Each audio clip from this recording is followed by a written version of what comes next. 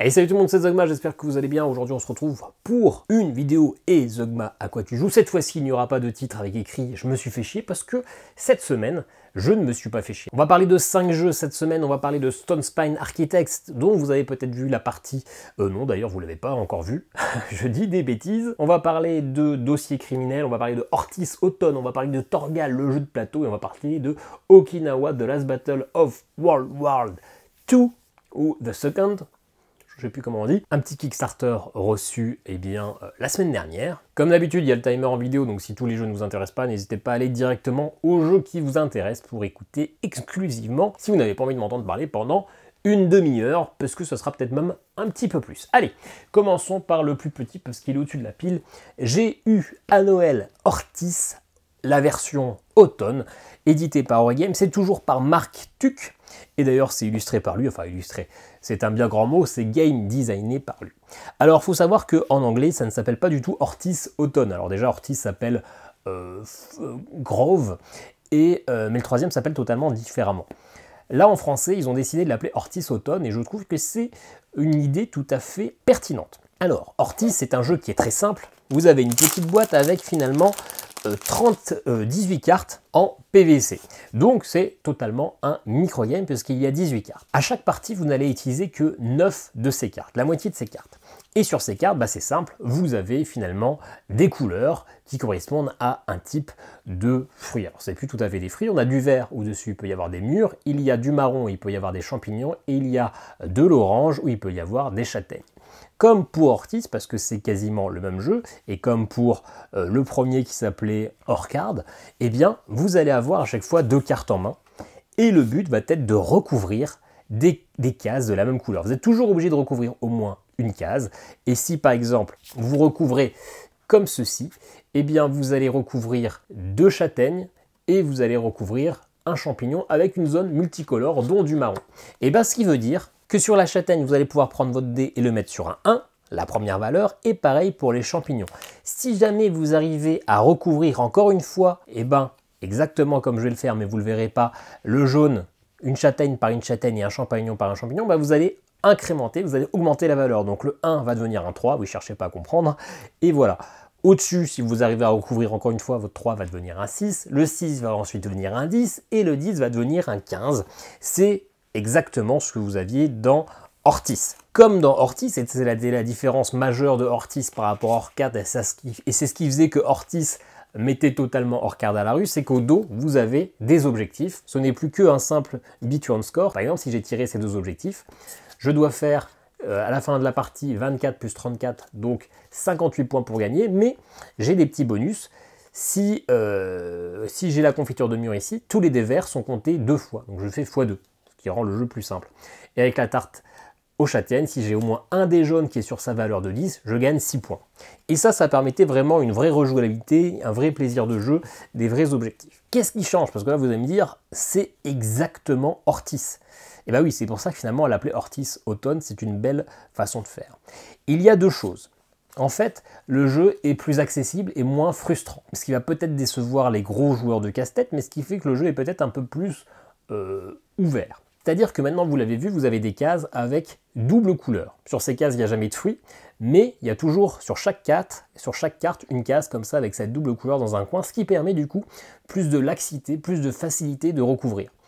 Si vous recouvrez du coup, ou que vous êtes recouvert par une case avec un fruit, vous allez pouvoir poser votre dé sans aucun souci. Et puis l'autre chose, c'est que normalement dans Ortis, vous n'aviez qu'une seule possibilité de matcher 2 cases qui ne correspondent pas. Par exemple ici, je ne peux pas mettre cette mûre-là sur le champignon. Et bien sûr, Ortis, et même sur Orcade, on avait un petit token, une petite pomme avec un verre dedans. Une fois par partie, vous pouviez recouvrir une case qui ne va pas, mais vous aviez des points négatifs. Et là, maintenant, vous allez pouvoir le faire énormément de fois. Parce que finalement, là, j'ai recouvert, j'ai mis une mûre sur une zone marron. Et bien, je vais prendre mon dé vert et je vais le placer dessus, mais sur le côté de la petite souris qui fera moins 2 points. Et donc finalement, comme j'ai 15 dés, si je veux, je peux recouvrir 15 fois des choses qui ne correspondent pas. Par contre, une fois que j'ai mis la petite souris, un dé avec une petite souris, je ne peux pas recouvrir ce dé. Sauf une fois où j'ai chippy la petite souris qui permet de recouvrir une fois un dé avec une souris dessus, mais dans ce cas-là, ça sera moins 5 points. Donc voilà, ça permet plus de laxité parce que plus de fois, je vais pouvoir mettre des cartes sur des zones qui ne conviennent pas.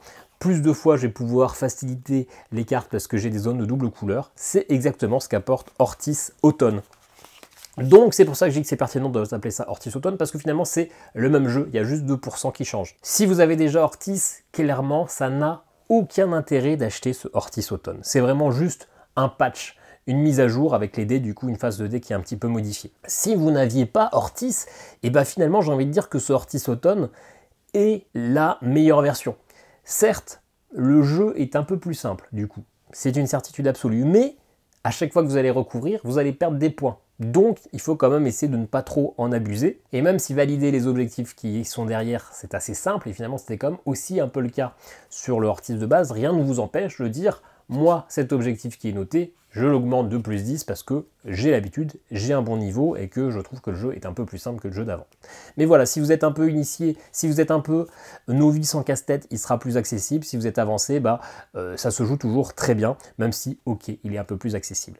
Encore une fois, si vous avez Ortis, aucun intérêt d'acheter Ortis Automne, ne vous y intéressez pas. Si vous n'aviez pas Ortis, c'est un excellent jeu solo, et clairement quand on y joue, une partie ça dure 5 minutes et on va les enchaîner, c'est quand même tellement amusant, reposant d'essayer de recouvrir de la bonne manière pour faire le plus de points possible. Et quand vous arrivez à recouvrir 3 zones d'un coup, mais là vous êtes non, je crois qu'il y a même une fois où j'ai réussi à en recouvrir 4 d'un coup, et là franchement c'est un truc, je dirais pas que c'est exceptionnel, mais c'est vraiment jouissif. Et qu'est-ce que je suis en train de faire? Pourquoi je suis en train de jouer? Je ne sais pas, mais voilà, c'est un jeu où on va enchaîner les parties, et ça faisait longtemps que j'avais pas joué Ortis, et en fait j'avais oublié à quel point c'est bien, donc c'est comme un Zeugmador. Zeugmador, mais attention, si vous avez déjà le précédent, aucun intérêt de l'acheter, encore une fois, je vous le redis. Fallait-il passer 8 minutes sur Ortis? Je ne sais pas, mais on l'a fait. On va enchaîner avec... allez, le jeu qui vous aura fait cliquer, à mon avis, sur cette vidéo, il s'agit de Torgal, le jeu de plateau. Jeu qui m'a été envoyé, lui, par Pixie Game. Ortis, c'était un cadeau de Noël, je vous l'avais dit. C'est un jeu fait par J. Kijanka, J. Maurici, illustré par F. Vigneault, avec des récits de Herzima. Bon, Torgal, c'est forcément inspiré de la bande dessinée. La bande dessinée qui est de qui? Jean Van Damme? Non, Jean Van Damme c'est 13. Bon, il a peut-être fait plusieurs BD, je ne sais pas. BD culte des années 80-90. Pour moi, Torgal, ça correspond juste à une bande dessinée gratuitement. J'imagine que mon père avait dû rajouter 10 francs ou un truc comme ça, lors d'un plein chez Esso ou Total en partant pour les grandes vacances. Parce qu'à une époque, il y avait souvent ça, on avait des BD dans les stations essence si on faisait le plein. C'est comme ça que j'ai découvert Tintin, et c'est comme ça que je n'ai pas découvert Torgal, parce que quand j'ai lu les premières pages, je me suis dit, wow, ça m'a l'air un peu trop adulte pour moi, et du coup je n'ai jamais lu le seul Torgal que j'ai. Ceci dit, clairement quand on regarde ce genre de boîte, aujourd'hui, avec un peu plus de bouteilles, c'est super joli, ça donne envie de jouer. D'autant plus que quand on ouvre, le matériel est top. On a des petites figurines, on n'en a que 4, et c'est cool parce que ça donne envie de les peindre. Moi, j'ai peint 2 de mes figurines, celles avec lesquelles j'ai joué, parce que finalement je n'ai joué que 2 personnages, et ça donne toujours tout de suite beaucoup plus de cachet au jeu. Un jeu avec 15, 30, 50 figurines, c'est chiant, on va pas les peindre, on va pas jouer avec un truc gris, c'est moche, mais quand il y en a juste 4, bon voilà, c'est pas grand chose, c'est une soirée et puis c'est parti, et ça rajoute un peu de pimp au jeu. On a des super beaux dés, on a un livret qu'on va ouvrir pour avoir notre carte. Moi en plus, même si ça je l'ai reçu par Pixie, je me suis fait un petit kiff, j'ai pris le petit playmat pour la partie, enfin bref, le matériel est top, ça donne envie de jouer, du coup le jeu est quand même aussi un peu cher, je crois qu'on est à 60 ou 70 €, donc, mais voilà, en plus, comme on a que des illustrations, je ne crois pas que ce sont des images nouvelles, je pense que c'est vraiment des illustrations tirées de la BD, et ça donne aussi un cachet fou au jeu, et même si on n'a pas lu la BD, même si on n'y connaît rien, il n'y a pas à dire, c'est super joli, plutôt que des illustrations un petit peu random de fantasy, ou avec un style très lissé qui pourrait ressembler à de l'IA, mais comme on fait pas mal sur Adobe, etc., et là, on a vraiment un truc qui a du cachet, qui est un peu dans son jus, et c'est magnifique, avec plein de couleurs de partout. Le jeu, finalement, nous propose quelque chose d'assez original. Il nous propose des scénarios. Alors ça, c'est pas original. Il y a 8 scénarios différents, je ne sais plus, et des scénarios qui sont parfaitement rejouables, et c'est des scénarios qui sont finalement sont pas obligés d'être joués les uns à la suite des autres. Il y a pas vraiment de fil conducteur en plus, non, pas vraiment. Ces scénarios, donc vous ouvrez votre livre, bam, vous placez vos figurines aux beaux endroits et vous jouez. Le jeu propose plein de bonnes idées. Déjà, un peu à la manière de Sleeping Gods, pour faire des dégâts aux ennemis que vous allez tirer, vous allez placer finalement, non pas des tokens de manière adjacente, mais vous allez placer des tuiles. Vous arrivez à battre l'ennemi si jamais vous arrivez à recouvrir tous les cœurs qu'il y a sur la carte. Pour faire ces dégâts, vous allez lancer des dés, c'est ces dés-là qui vont vous dire quelle tuile vous allez placer. Comment vous avez ces dés? En fonction de votre expérience en combat, vous aurez des dés de plus en plus puissants ou de plus en plus nombreux. Pareil, vous avez une action de voyage qui va vous permettre finalement d'aller gagner des bonus. Et là aussi, c'est un jeu de pose de tuiles où vous allez devoir le placer, essayer d'aller sur les droits chemins pour gagner vos bonus, mais peut-être que vous irez sur des zones un peu plus dangereuses et donc vous prendrez des dégâts. Et ces dégâts, justement, ça va être sur votre plateau qui est un plateau double couche. Et encore une fois, ça va être un jeu de pose de tuiles. Il va falloir essayer d'agencer vos dégâts. Et donc, si vous prenez 3 dégâts, c'est un triomino. Si vous avez 4 dégâts, ça va être un tétramino, etc. Donc, il va falloir essayer de les agencer dans votre zone de vie, de manière à laisser un peu de place, parce que si jamais à un moment, vous ne pouvez pas placer une forme, vous êtes mort. Et s'il y a un personnage qui est mort, c'est game over. Donc voilà, il y a une grosse mécanique de ce jeu qui est basée sur les polyomino. Et c'est plutôt original. C'est pas forcément le truc le plus intéressant du monde qui va vous émerveiller, qui va vous tenir, mais c'est suffisamment original pour se dire « Ah, pourquoi pas ». Mais ça, c'est qu'une partie. La plus grosse partie du jeu, ça se passe donc sur votre livret, où vous allez avoir un objectif. Souvent, vous aurez même 2 objectifs, 2 manières de terminer le scénario. Par exemple, si on prend le premier, qui est celui que vous verrez le plus souvent, ça vous dit soit vous détruisez le temple, soit vous créez une révolte. Donc vous avez 2 manières d'agencer ça. Sur votre plateau, il y a plein de zones avec des objectifs. À cet endroit-là, il faut défausser 3 bois pour créer des armes. Et dans ce cas-là, vous gagnez un point de révolte. À cet endroit-là, il y a des soldats, si vous les battez, vous allez faire tel truc. Et souvent, en dessous, si vous réussissez votre objectif, il y a un petit numéro. Ce numéro, ça va vous permettre d'aller dans le livre d'aventure, lire ce qui se passe, ce que vous avez débloqué. Et souvent, ça vous donne un bonus. Et si vous avez une ressource spéciale, vous allez pouvoir avoir 2 choix pour conclure un peu ce mini-événement et qui va vous orienter vers telle ou telle chose et vous donner tel ou tel bonus. C'est pas obligatoire, vous pouvez valider le truc sans avoir la ressource, mais si vous avez la ressource, vous aurez un peu une conclusion avec un choix à faire. Et comment vous allez finalement vous déplacer sur cette carte? Comment vous allez activer, déposer des bois, etc. Vous avez une ligne d'action avec des cartes qui sont disposées au début de la partie, qui sont déterminées pour cette partie. Vous allez avoir 4 jetons ressources qui sont d'ailleurs des chips de poker, donc très intéressant au niveau du toucher, au niveau du confort visuel, et vous allez les placer. Ces cartes-là, ça peut être des cartes où quand vous placez votre token, vous faites l'action qui est écrite. Mais souvent, il y a une action bonus. Si vous avez qu'un seul jeton, ça s'active. Ça va s'activer X fois en plus en fonction des jetons qu'il y a à gauche de la carte sur les autres cartes actions. Ou alors, éventuellement, si vous sacrifiez des points de vie, vous pourrez faire ça. Donc finalement, il y a ces actions-là. Vous allez devoir essayer de planifier dans quel ordre faire ces actions pour maximiser, parce que celle où vous allez récupérer des objets qui vont vous donner des pouvoirs en one shot, elle sera plus forte si vous avez déjà mis 3 jetons à gauche, donc peut-être qu'il faut plutôt la faire en dernière. Donc vous avez un casse-tête sur les actions.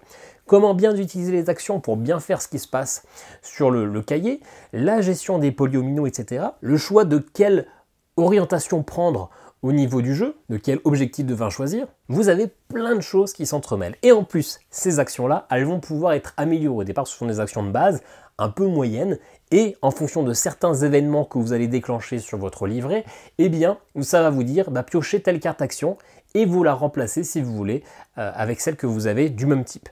Donc, il y a vraiment une évolution de votre scénario, il va y avoir des événements différents. Il se passe, ce jeu est rempli de bonnes idées, c'est visuellement beau et au niveau du gameplay, il y a plein de bons trucs. Il y a également, après qu'on ait joué, des phases d'événements avec des choses plutôt négatives, voire des choses des fois un petit peu positives, mais c'est souvent là où vous allez prendre un peu cher. Ceci dit, le jeu, même s'il y a plein de belles surprises, il n'est pas parfait. Déjà, sur la zone d'une aventure, il y a plein d'infos, il y a plein de centres d'intérêt et c'est un petit peu dur de savoir quoi faire, de savoir où aller. Même si, quand on valide un objectif, on a déjà une idée du bonus qu'on pourra gagner et donc on peut essayer de créer notre stratégie en disant oui, nous on va plutôt partir sur avoir les petits tokens rouges, je vois qu'il y en a un là, je vois qu'il y en a un, je vois qu'il y en a là, donc il faut qu'on aille faire ça. Mais en pratique, le plateau est quand même pas mal chargé et les parties sont quand même globalement courtes. Vous avez 4 actions par tour et la plupart des actions, des scénarios vont être en 7 ou 8 manches. Et franchement, ça va vite.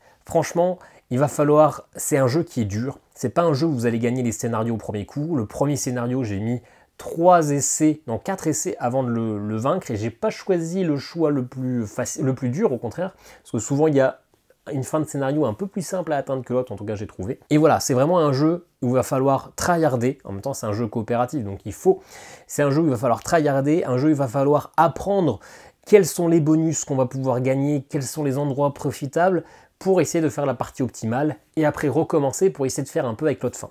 Donc oui, vous avez ce côté livre de récit où il y a plein d'événements différents qui vont se dérouler, mais si vous jouez juste en YOLO, je veux prendre plaisir, découvrir des endroits de récit, bah vous aurez tous des bonus, tous des ressources qui ne collent pas du tout ensemble et qui vont pas du tout vers la fin de l'objectif. Donc il faut vraiment apprendre les scénarios et les refaire plusieurs fois pour réussir à les maîtriser et avoir toujours un petit peu de chance, parce qu'il y a de l'aléa avec les dés, tout ça. L'autre défaut, c'est que je vous ai dit justement, une fois qu'on avait validé un petit récit, si on avait une certaine ressource, c'est toujours le savoir, eh bien on peut accéder à une conclusion avec 2 choix et donc 2 bonus.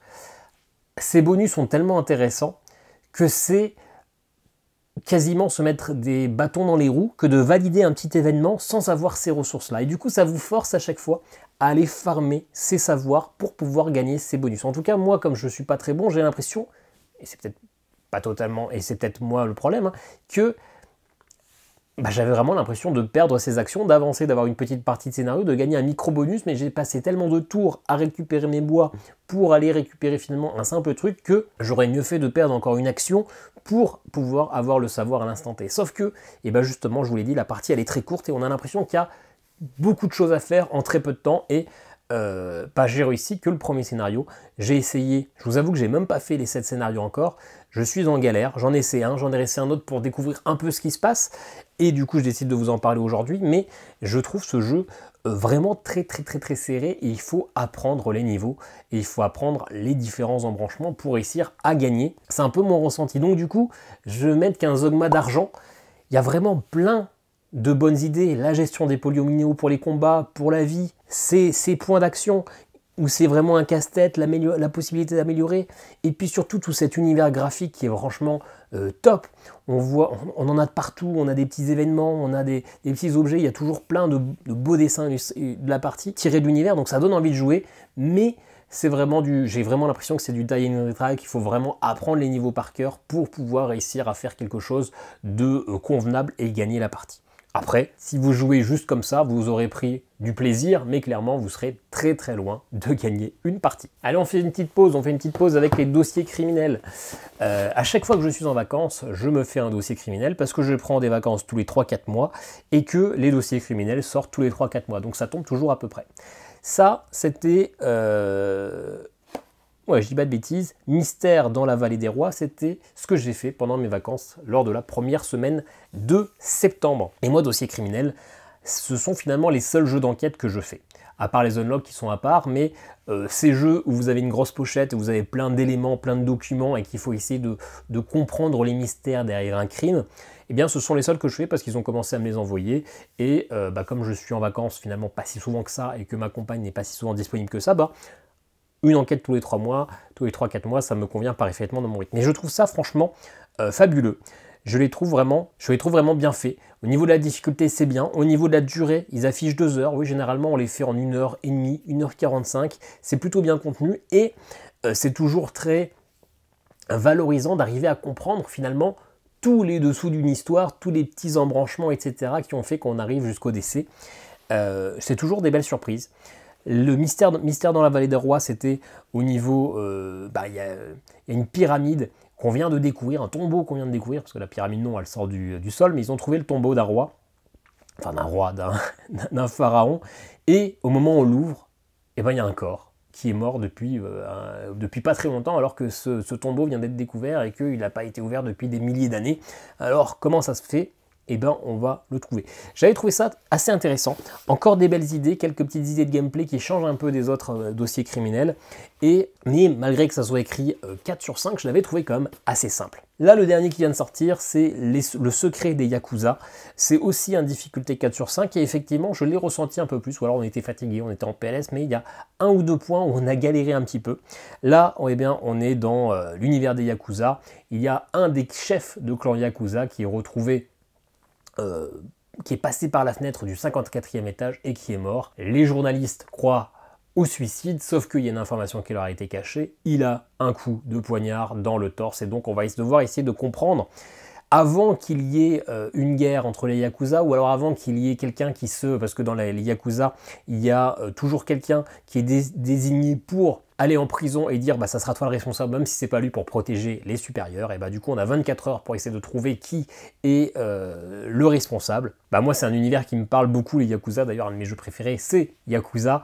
J'adore cet univers, j'adore cette ambiance, donc il m'a beaucoup parlé. Ça a duré encore 1h45, il y avait quelques petits trucs un peu plus compliqués, et puis voilà, toujours essayer de trouver le mystère qui englobe tout ça. Moi j'adore. Alors difficile de le critiquer, puisque je n'ai pas d'autres références, j'ai jamais fait tous les autres trucs, mais je l'ai reçu, donc je vous en parle, et puis en plus parce que je l'ai fait, mais en tout cas, moi, les dossiers criminels, j'aime toujours beaucoup. Et d'ailleurs, petite nouveauté depuis celui d'avant, c'est que maintenant, les dossiers criminels sont distribués par Asmodée, et du coup, au lieu d'avoir une pochette souple, un peu dégueulasse, on a maintenant un truc bien épais, avec un vrai dos de livre, mais c'est pas un livre, où vous avez le titre. Donc vous pouvez vraiment maintenant les mettre dans une bibliothèque, là où avant c'était de moins bonne qualité. Ça c'est un petit peu professionnalisé entre guillemets. En tout cas les dossiers criminels, voilà, c'est toujours des bons moments. C'est tous ceux qui y jouent aiment bien. Après généralement ceux qui jouent à ce genre de trucs aiment les jeux d'enquête, et du coup quelqu'un qui aime les jeux d'enquête aime juste les enquêtes, donc peu importe l'enquête. Mais voilà, c'est toujours quelque chose que je recommande et c'est toujours un plaisir d'y jouer. Je ne sais pas quel sera le prochain. Celui-là il est sorti je crois au mois de décembre. Donc je pense que le prochain, ça sera aux alentours de Cannes, quelque chose comme ça. Allez, on va passer à Stone Spine Architects, une épopée dans l'univers de Role Player. Il y a une vidéo qui sortira sur la chaîne la semaine prochaine ou la semaine d'après. Elle est déjà tournée, mais comme j'ai tourné beaucoup de vidéos pendant mes vacances, je ne sais pas du tout dans quelle ordre ça va sortir. Il y a même des vidéos, je pense, qui ne sortiront jamais parce qu'il y aura des embouteillages sur le planning, et qu'en plus j'en ai déjà qui sont tournés depuis 2-3 mois que je n'ai jamais sorti, comme par exemple Ecosphera. Celui-ci c'est un jeu de Jordi Adan, c'est donc dans l'univers de roleplayer, donc c'est dans l'univers de cartographeur. C'est un jeu qui m'a été envoyé par un Trafin qui localise le jeu, et globalement ça va être encore, enfin je dis encore parce que je parle d'autres jeux mais dont je ne vous ai pas parlé dans cette vidéo, donc pour vous c'est pas du tout encore. C'est un jeu de tableau building où finalement on va devoir faire notre donjon, on va devoir essayer d'être le maître architecte du royaume qui crée non pas les donjons du château fort, mais les donjons pour tuer les héros. Donc on va devoir placer des pièges, on va placer des monstres, on va placer des chemins forcément, des coffres, etc. Alors sous ce thème un peu rigolo, il n'y a pas de côté où il y aura après un héros qui va se mettre dedans et qui va se prendre tous les pièges, etc. Il n'y a pas ce petit gameplay qui aurait été rigolo, c'est vraiment finalement un jeu de pose de cartes et après on va scorer. C'est un jeu où on va jouer 4 manches, où à chaque fois dans chaque manche on va faire la première rangée du donjon, la deuxième rangée du donjon, la troisième, puis la quatrième. Et en fait c'est un jeu de draft. Donc j'ai 5 cartes, j'en choisis une, je donne les autres à mon voisin, et vice versa. Si vous jouez en solo, il y a aussi une mécanique de draft. Si vous jouez à deux, vous défaussez un peu plus de cartes, etc. Mais c'est du jeu de draft, ce qui fait qu'on sait ce que les adversaires veulent, que ça soit Jaël, le mode solo, ou les autres joueurs, on sait ce que nous on veut, et du coup on va essayer de garder ce qu'on veut, et essayer de retirer ce que les gens veulent. Et c'est vraiment ce qui fait le sel du jeu, c'est ce qui fait que moi j'adore le draft, je trouve ça super malin, super intéressant, et en soi ce jeu de tableau building reste assez simple. Il n'y a pas des scorings de fou, vous allez regarder les points de victoire qui sont sur vos cartes, vous allez regarder qui est majoritaire sur l'objectif principal. À chaque fin de manche, vous allez chacun récupérer un défi, donc vous allez essayer de maximiser ce défi, ce qui fait qu'on sait ce que les autres veulent parce qu'ils ont des défis. Et on va créer des chemins, et pour chaque tuile qui sera adjacente, qui sera reliée à l'entrée, et chaque tuile qui sera reliée à la sortie, vous marquerez des points. En soi, il n'y a rien d'extraordinaire là-dessus. Mais par contre, le fait de drafter, ça rajoute tout de suite du fun, ça rajoute de la réflexion, ça rajoute celle-là elle m'intéresse vraiment, mais si je prends celle-là, ça veut dire que je lui laisse celle-là, et celui-là elle va lui marquer trop de points, mais moi elle me va vraiment pas, donc ça crée toujours des micro-dilemmes, et j'adore ça. Et puis il y a un petit truc original, c'est que à la fin de la manche, on va regarder, les cartes sont divisées en deux, la partie supérieure avec le donjon et la partie du bas avec des pièces. On va compter toutes les pièces de la ligne, on va rajouter plus une pièce pour chaque coffre au trésor qu'on aura dans notre donjon, et ça nous donnera notre argent pour la fin de la manche. Celui qui a le plus d'argent sera le premier à choisir les petits bonus qui sont sur les côtés. Ces bonus, c'est tout simplement des tokens qu'on peut mettre sur les cartes pour eh bien, rajouter des pièges, des machins, pour que ça corresponde à notre objectif de début, de mise en place, ou à nos objectifs qu'on a récupérés en cours de partie. Et donc c'est celui qui a le plus d'argent qui va choisir en premier, et donc des fois c'est intéressant de prendre une carte parce qu'elle nous apporte beaucoup d'argent, parce qu'on va pouvoir choisir en premier pour prendre un truc qui nous intéresse vraiment, ou pour prendre un truc qui lui l'intéresse vraiment, que ça soit Jaël, le joueur solo, ou vos adversaires. Et puis, à la manière d'un Tokaido, en tout cas Tokaido Averso, c'est celui qui a le plus d'argent qui joue. Donc si vous achetez un truc à 3 et que vous aviez 4 argent de plus que l'autre joueur, bah vous êtes toujours, après votre achat à 3, celui avec le plus d'argent. Donc vous allez pouvoir racheter une deuxième fois. Donc finalement, il y a une petite idée qui est originale comme ça. Donc un jeu qui marche vraiment bien. Le solo est simple. Le solo, vous savez quelle carte va être prise par l'adversaire parce qu'à chaque tour, il va tirer une carte avec une couleur et donc toutes les cartes qui ont cette couleur vont aller dans sa main. Ça se joue parfaitement. Il est facile à battre en mode normal. Il y a un mode légendaire qui rajoute des cartes un peu plus compliquées, qui le rendent un peu plus challengeant, mais en vrai, ça se fait assez facilement de le battre. Mais ça reste comme toujours un plaisir de choisir The Draft, de faire son tableau pour maximiser ses points, etc. Le jeu en lui-même, il est assez conventionnel. Au niveau des scorings, il n'y a rien d'extraordinaire, c'est du basique, mais ce draft et cette gestion de l'argent fait que ça rajoute un petit truc au jeu. Ça sera un Zogma d'argent, pas plus, c'est pas le jeu de l'année non plus, mais ça marche vraiment très très bien. Tout ça grâce au draft qui, encore une fois, est une mécanique que j'adore. Allez, il nous reste un dernier jeu, un jeu dont je vous ai tourné une partie juste avant de tourner cette vidéo, mais qui ne verra peut-être jamais le jour parce que je me suis rendu compte que je n'avais pas allumé mon micro-cravate. Donc il y a juste le son de la caméra du truc, en fait celle-ci, mais du coup qui n'est pas terrible. Et donc je pense que cette vidéo ne verra jamais le jour parce que quand je me trompe sur un enregistrement, ça me gave puissance 10 000 de la retourner. D'autant plus que c'est un jeu qui n'est pas sorti en France, c'est tiré d'un financement participatif. Un petit tirage, je ne suis pas sûr que ça intéresse énormément de monde, donc en plus si je prends le temps de faire le montage, de la sortir, je pense qu'elle ne sera pas des masses regardées, d'autant plus que la qualité du son ne sera pas au rendez-vous, ça sera un son un peu résonnant, un peu distant. Donc je vous en parle, alors que ce n'était pas prévu, je vous en parle parce que je voulais le faire dans une vidéo dédiée, Okinawa The Last Battle of World War the Second, World War II, on va dire ça comme ça, mais je crois que ça se dit pas comme ça exactement. C'est un jeu par Gabe Barrett. Gabe Barrett, c'est celui qui a fait la série des traqués, donc Kobayashi Tower, Mine 1900, je sais pas quoi là. Et c'est surtout la gamme des Solo Games of the Month. Chaque mois sur Kickstarter, sur GameFound en fait, je crois, eh bien il sort un jeu qui sort dans une boîte de VHS comme ça. Alors les boîtes VHS ont de plus en plus de mal à fermer. Celle-ci d'ailleurs c'est un petit peu cassé. C'est original dans une collection. Ça doit sûrement être pas très cher à produire, mais en vrai, ça rend les jeux un peu casse-couille à ranger et ça commence finalement, alors qu'au départ c'est ce qui m'a attiré, c'est ce qui m'a fait dire oh c'est original, ça ferait une jolie collection, mais en fait ça commence à être un peu casse-couille.